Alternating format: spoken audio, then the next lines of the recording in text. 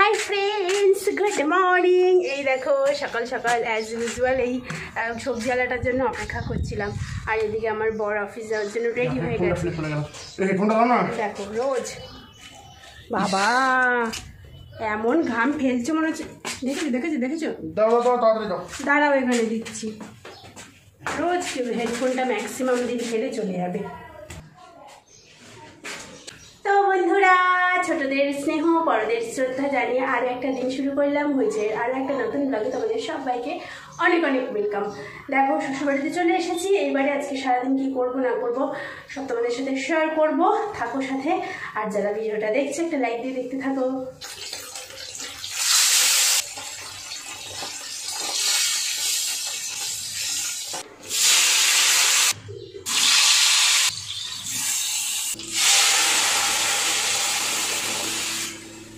চলো, রান্নাঘরের কাজ কমপ্লিট। 1টা বাজে 10 মিনিট বাকি। আর এই বারান্দায় কিছু বাসন আছে, অল্প বাসন আছে, সেগুলোর মধ্যে অল্প কিছু মাজবো।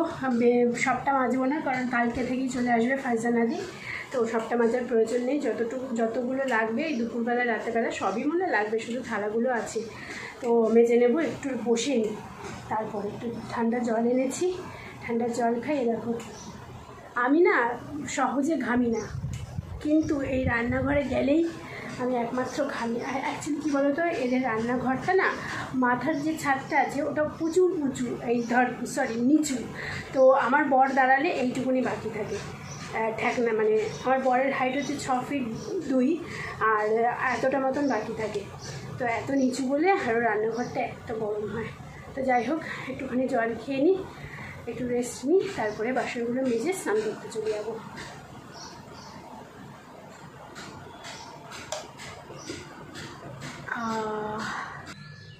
আরে বাবারে, স্নানের আগেই খেয়ে নিচ্ছি কেন বলো তো? ওরে বাবা কী করুন, স্নানের আগেই কেন বলো তো খেয়ে নিচ্ছি? কারণ হচ্ছে জলটা প্রচুর গরম, এত গরম জলে স্নান করা যাবে না। আর খুব খিদেও পেয়ে গেছে এদিকে, কারণ সকালে কিছু খাইনি। আর বারান্দায় বাসন ধোয়া হয়ে গেছে। ওদিকে ট্যাঙ্কের জলে জল ছিল না, ট্যাঙ্কটা চালিয়ে দিলাম, পাম্পটা। এখন একটু ধীরে সুস্থে বসে খাই। তারপরে জলটা বালতিতে এক বালতি জল ঢেলে রেখে দিয়েছি। সেই জলটা ঠান্ডা হবে, তারপরে 3টে সাড়ে 3টের সময় স্নান করবো। ওই দেখো কটা বাজে, এখন 5টা বাজতে 5 মিনিট বাকি। আর আমি এখন একটু আগে উঠে স্নান করলাম, স্নান করে এসেছি, দেখি রান্নাঘরে শ্বশুরমশাই কী যেন করছে। তা মনে হয় বুঝতেই পেরেছি চা করছে। তার আমি বললাম যে আমি উঠে পড়েছি যখন, আমি করে দিচ্ছি। তো সবারটাই করে রাখলাম, মানে শ্বশুর শাশুড়িও এখন চলে এসেছে। শ্বশুর শাশুড়িকে দিয়ে দিয়েছি। দ্বীপ আর আধা ঘন্টার মধ্যে চলে আসবে, তার জন্য ওর চাটাও বানিয়ে রাখলাম। তো অনেক দিন তোমাদের সাথে কথা হয়নি, তোমাদেরকে বলেছিলাম যে একটুখানি টেনশন ফ্রি হয়েছি। তার রিজনটা আজকে তোমাদেরকে বলতে এসেছি, কারণ সমস্যাটা যখন তোমাদের সাথে শেয়ার করেছি, তাহলে আমার মনে হয় যে এখন কী সিচুয়েশানে আছি সেই সিচুয়েশানটাও তোমাদেরকে জানানো উচিত, তাই না? বেশ কয়েকদিন ধরে ভালো করে ব্লগ দিতে পারছি না। ভেবেছিলাম শ্বশুরবাড়িতে এসে কন্টিনিউ ব্লগ দিতে পারবো, বা লাইভটা কন্টিনিউ করতে পারবো, মানে একদিন যেরকম করছিলাম আর কি, একদিন লাইভ একদিন ব্লগ। বাট লাইভ মনে হয় করতে পারবো না, আর ব্লগটাও জানি না কীভাবে কেমন করে করব, চেষ্টা করব তবুও করার নিয়মিত। তার কারণটা হচ্ছে বর ভেবেছিলাম মাইনে পেয়ে ব্রডব্যান্ডের এটা কী বলে ওটাকে, নেট কানেকশানের যে ডিউ টাকাটা পড়ে গেছে সেইটা দিয়ে দেবে। তো টাকাটা দিয়ে দিলে কানেকশান ওরা আবার দিয়ে দেবে। তো দীপ বললো যে এখন আমি পারছি না, মানে এইসব কানেকশানের টাকা দিতে, ওই মোবাইল নেটে যতটুকু আছে সেই নেটটা দিয়েই কাজ চালাও আপাতত, আরও কিছুদিন সময় লাগবে। তাই ভাবলাম যে না, আগে তো মানুষের টাকা ফাঁকাগুলো দেওয়াটা দরকার। তো ওর সুবিধা মতন ও যখন দেবে। তো কবে লাইভ করতে পারবো সেই সব চিন্তা করতে করতে ভাবলাম যে না, তাহলে আজকে ব্লগের মধ্যেই একটুখানি সবাইকে শেয়ার করে দিই যে কী সিচুয়েশান এখন রয়েছে। কেন হঠাৎ একটুখানি টেনশন ফ্রি হলাম, তার রিজনটা হচ্ছে আমার বর কি করেছে জানো তো, লাস্ট অবধি পিএফের টাকাটা উইথড্র করে নিয়েছে।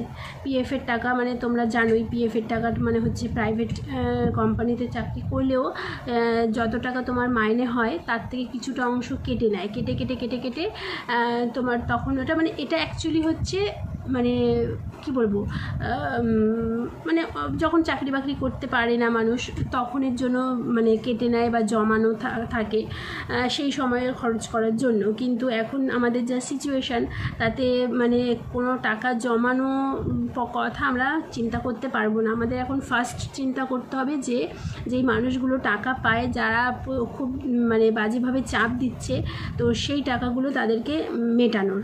কারণ মানসিক চাপ মানুষ একটা সময় একটা পরিমাণ পর্যন্ত নিতে পারে। তো সেই কারণে আমি দীপকে বললাম যে দীপ, তাহলে তুমি এক কাজ করো, এত টেনশন নিয়ে আমাদের দরকার নেই, তুমি পিএফের টাকাটা তুলে নাও। পিএফের টাকা কতটা শুনবে? পিএফের টাকা মাত্র 40,000 টাকা। কারণ আমার বর বহু বছর ধরে চাকরি করছে, মানে ও কলেজে পড়াকালীন থেকেই চাকরিতে জয়েন করে নিয়েছে, কিন্তু ও আমাদের বিয়ের সময়ও পিএফের টাকাটা তুলে নিয়েছিল। মানে বিয়ের সময় কিছু লোন করেছিল, তো সেই লোনটা কি করে শোধ করবে তখন বিয়ের 6 মাস পরে নতুন একটা জবে জয়েন করে, আর তারপরে ওই পিএফের টাকাটা তুলে নিয়ে ওই ধারটা শোধ করে দেয়। তো তারপরে এই অবধি আর আমাকে বলেও নি মাঝখানেও। আমি তাই বলছি যে এতটা তো কম হওয়ার কথা নয়, তুমি সেই 6 বছর আগে পিএফ তুলে নিয়েছো, এখন 6 বছরে তো 40,000 টাকা জমবে এমন তো নয়, আরও তো বেশি জমার কথা। তখন বলছে না, আমি মাঝখানে তুলে নিয়েছি। ভাবো, মানে এত বিপদে পড়েছিল যে পিএফের টাকা তুলে নিয়েছে, আমাকে জানায়ও নি। তো যাই হোক, যা করেছে ও, মানে মানুষ তো এমনি করে না। তো তারপরে আমি বললাম যে পিএফের টাকাটা তুলে নাও, পিএফের 40,000 টাকা, আর এদিক ওদিক থেকে মানে আমার মাও কিছু দেবে বলেছে। তারপরে শেষমেশ আমার শ্বশুরমশাইও বলেছে 2 মাস পরে কিছু দেবে। তো এই সব মিলিয়ে একটা টাকা, মোটা টাকা হয়তো হবে।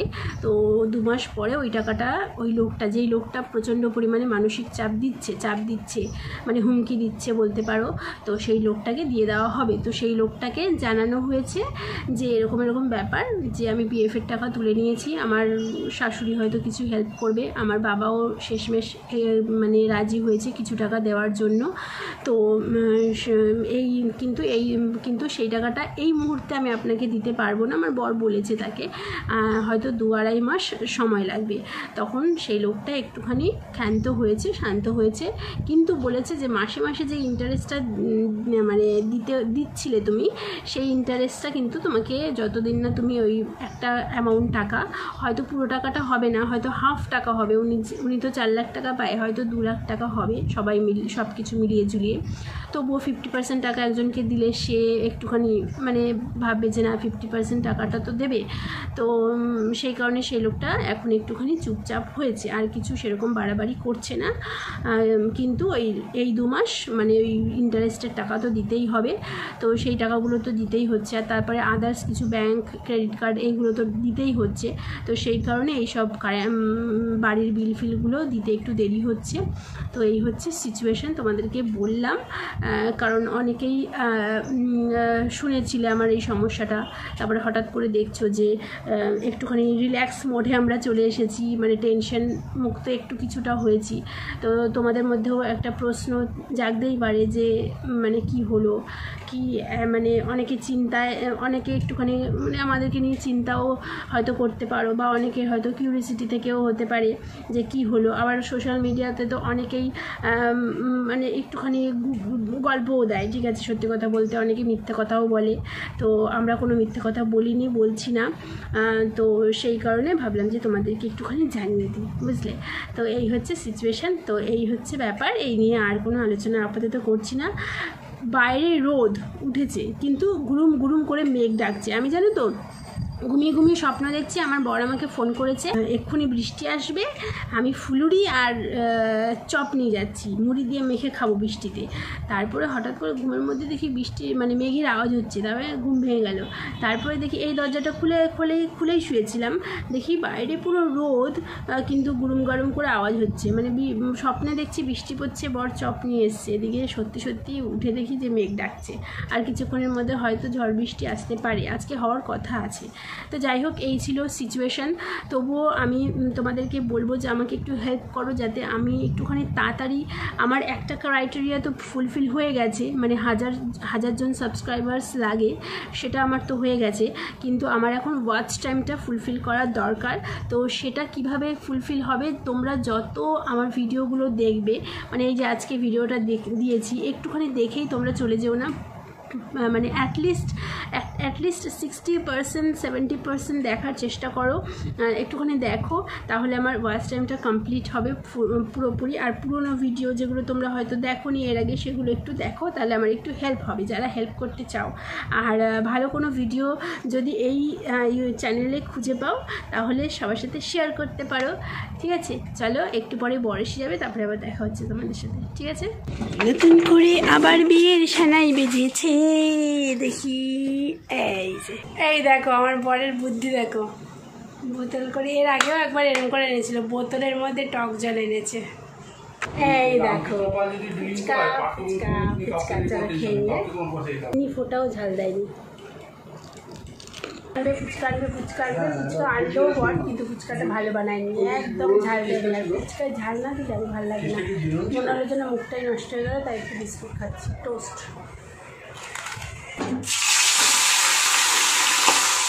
এখন বাজে হচ্ছে 8:45, বরকে খেতে দিলাম মাছ ভাজা, আলু সেদ্ধ, ডাল, আর আমিও আলু সেদ্ধ, একটু মাছের ঝোল, পটল ভাজা সব একসাথে নিয়ে নিয়েছি।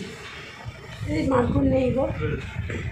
খাওয়া দাওয়া হয়ে গেছে, এখন আমি বসেছি স্কিন কেয়ার করতে। দেখো আমি, দেখো কীরকম মেয়ে দেখবে, দেখো চালের গুঁড়ো, মধু, মানে আমার যা যা স্কিন কেয়ারের জিনিস আছে সব ব্যাগ বয়ে বাড়িতে নিয়ে গেছিলাম, যে ওখানে গিয়ে স্কিন কেয়ার করবো। প্রত্যেকবার তাই করি, এবার থেকে আর নেবো না, প্রত্যেকবার ব্যাগ বয়ে নিয়ে যাই, কিন্তু বাড়িতে গেলে আর স্কিন কেয়ার সব মাথায় উঠে যায়।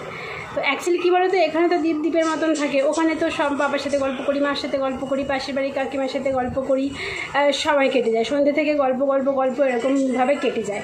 আর তারপরে ক্লান্ত হয়ে যায়, আর ভাল লাগে না। আর তারপরে আমাদের বাড়িতে তো প্রচণ্ড গরম, তো সেই কারণে আর হয় না, তাই ভাবলাম আজকে একটুখানি স্কিন কেয়ার করি। আর এই চালের গুঁড়োটা আমি দীপকে দিয়ে আনিয়েছিলাম একদিনকারে, যে বেগুনি করলাম, খিচুড়ি আর বেগুনি, দুধের মধ্যে চালের গুঁড়ো নিলাম।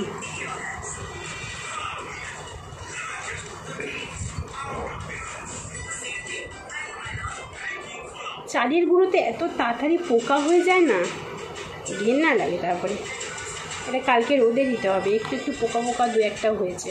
যাই হোক, আমি দুধের মধ্যে চালের গুঁড়ো নিয়ে নিয়েছি, আর যেহেতু অনেক দিন স্কিন কেয়ার করিনি না, ব্ল্যাক হেডস ভরে গেছে, আর একটু নিয়ে নিলাম মধু।